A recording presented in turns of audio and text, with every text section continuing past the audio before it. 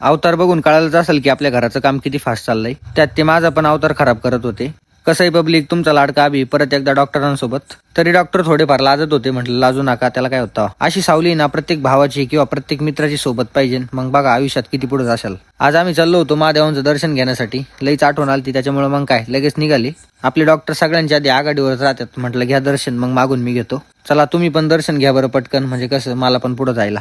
महादेवांचं एकदम भारी दर्शन झाले. इकडे बाहेर आलो तर सौरभ भाऊ परत लाजत होते. म्हटलं काय झालं भाऊ यांना अचानक. इकडे बाबांचा अवतार कसा झालाय, कराल काय नाद पुन्हा. वरून संकेत शेठ कसे चढले, पडायचा भाऊ वरून भातक्यान दिशी. काम कोणतं बी असू, पण जेव्हा काम करण्यात मजा येते ना तेव्हाच ते काम परफेक्ट होतं. हे नेमकी भिंत तोडू राहिले का ते प्लाउड काढू राहिले मला तेच कळाना. म्हटलं दमादमानं करा, नाही तर विषय व्हायचा परत. इकडे आपले ठेकेदार बोलो जुबा केसरी खात होते. मग समजून जा काय खात होते. इकडे ऑफिसवरती भरपूर मीटिंग होत्या. मीटिंग वगैरे सगळ्या पूर्ण झाल्या. इकडे आपली अनुष्का आजारी होती त्याच्यामुळे तिला भेटायला गेलो.